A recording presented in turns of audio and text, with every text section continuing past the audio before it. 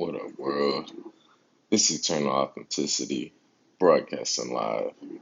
First thing early in the day, I'm just doing a video, you know, speaking of the now, surrendering to the now, the eternal now.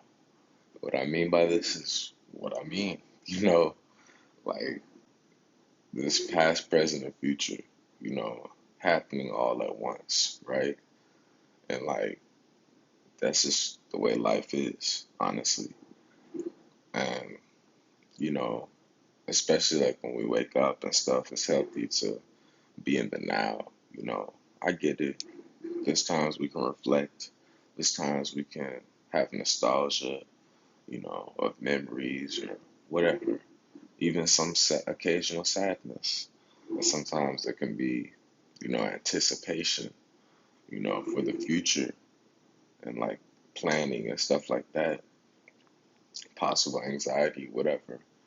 And at the same time, it's most optimal when we're just like in the now, the present. So, again, all of it is connected, all of it is natural, all of it is part of life, and at the same time, like the emphasis is on the now, So, like, when I'm speaking, what helps me is like, for instance, one of the most common sense ways that help out with surrendering to the now personally is just like love. I speak about it a whole lot. And like, okay, there's different, it's like in life, we play musical chairs, honestly. A lot getting experience, going to different things, and there's different teachers. And we're flipping through these pages in our book, with different titles, you know. And then once we're done with one chapter, you know, it's still part of the book. It's just that chapter is complete. And as we get to the next chapter, like that's our chapter. That's the chapter to focus on. And some of the chapters can last the whole book, if you know what I mean. My point is like, in the now, in the moment, is the most crucial, essential thing. I know it's common sense, what they call moving forward, dumping our baggage, letting go, seeing what's here now. Yeah, that stuff's true. So I'm just encouraging people just to help out with the peace around the world because I don't know what everybody's doing. I imagine other people have love life, have relationships, and have a history of baggage or whatever, of other scenarios going on of relationships and stuff. And, you know, you may find yourself into a new one because the other ones didn't work out. And I'm saying what's been helping me is just like when you're just there, you know, you make peace that, hey, the other stuff didn't work out. And all the other stuff, sometimes you got to go through all the other stuff to prepare you for what you have now, you know, and with all that you've learned from all that other stuff, you can apply it to now so that it paces you gradually for the long run, you know. And the universe is smart, honestly. God, the universe, creator, source, whatever you want to call it, is very intelligent, because a wise one is able to like be able to make peace with this because instead of holding grudges, instead of getting caught up in love triangles and drama and all this stuff, a wise one realizes, on the quest for truth and love and self-discovery and everything, a wizard like I am, we realize, hey, nobody else is me, and that's the power that I have. So therefore, I'm good enough for at least a great love, a great true love. And that's really liberating because then you realize, okay, the universe is working its magic. I'm not in control of none of this. I'm not in control of anybody. Nobody is is in control of me. So, with that being said, like, it's liberating away because, you know, you're letting go of resistance and you're doing your best and just enjoying every second of the moment, not taking it for granted, you know, and just doing it honestly. And at least learning from your so called wrongs and previous stuff, to apply them to your present, to help propel you to last longer, and that's what I'm doing. And it helps. Of course, I don't know it all. Of course, I don't have it all figured out.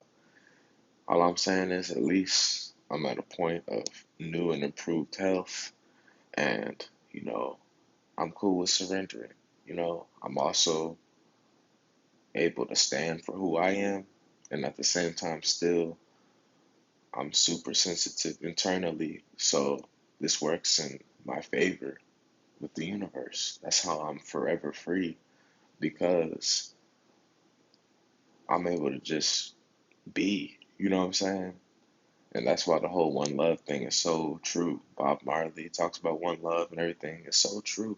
You know, social media, these phones, YouTube, schools, everything got people hyped up in their lower nature.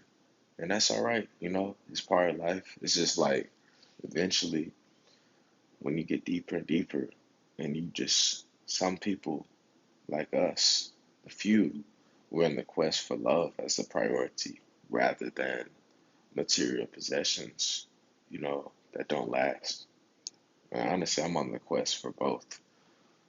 I have both, you know, and I'm open to expanding both.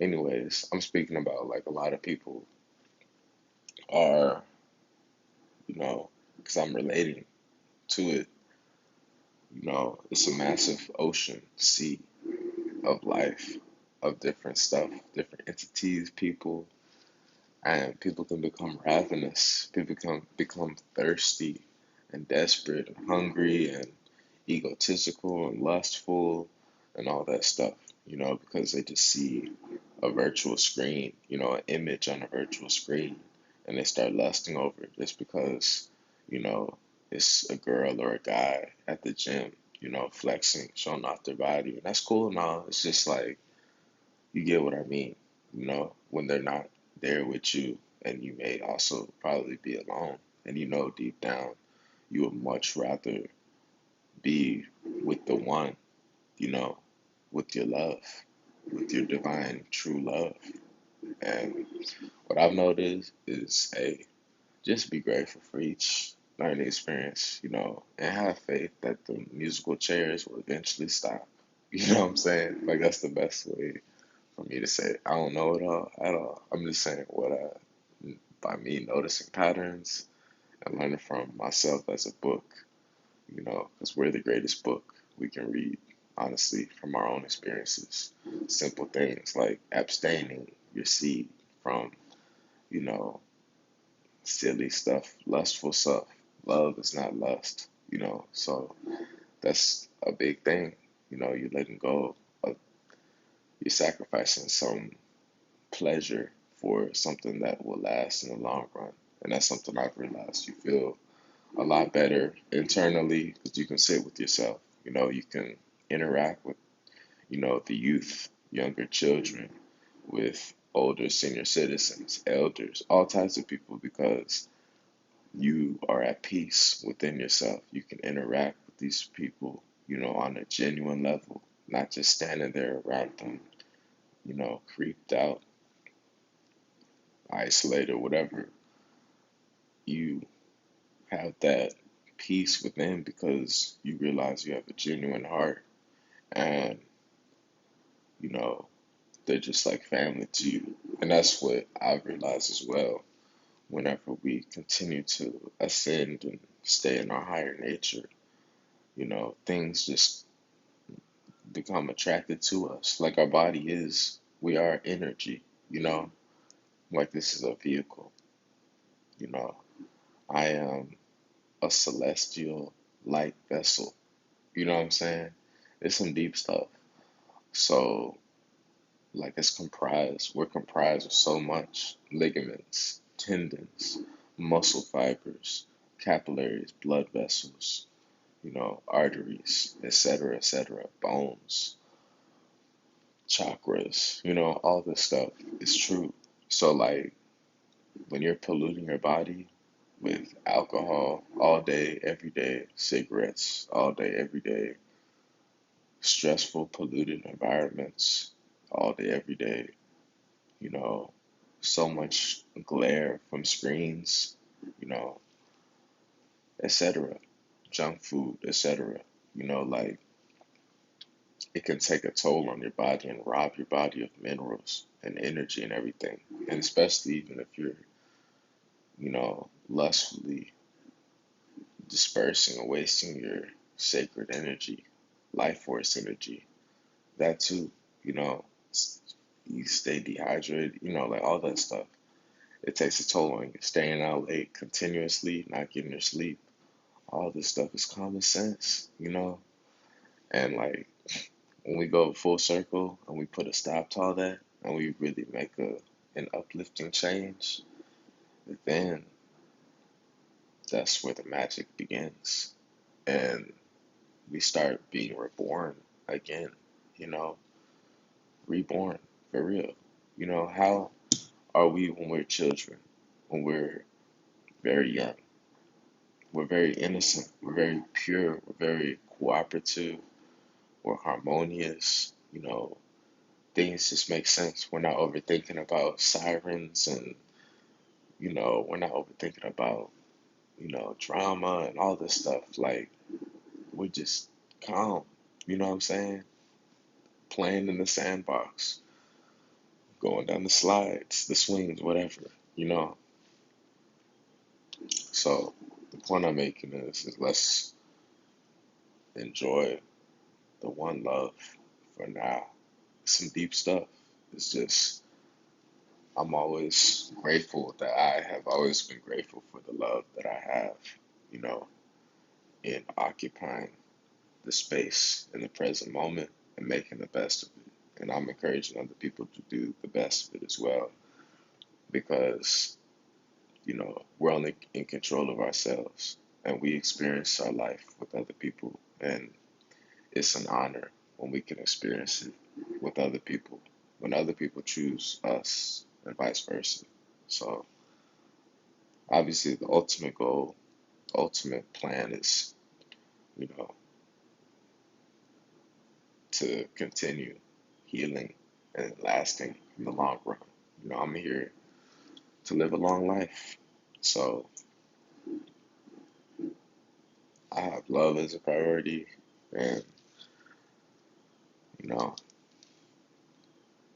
that's responsibility. So, I'm on it. It's Eternal Authenticity, broadcasting live. Peace.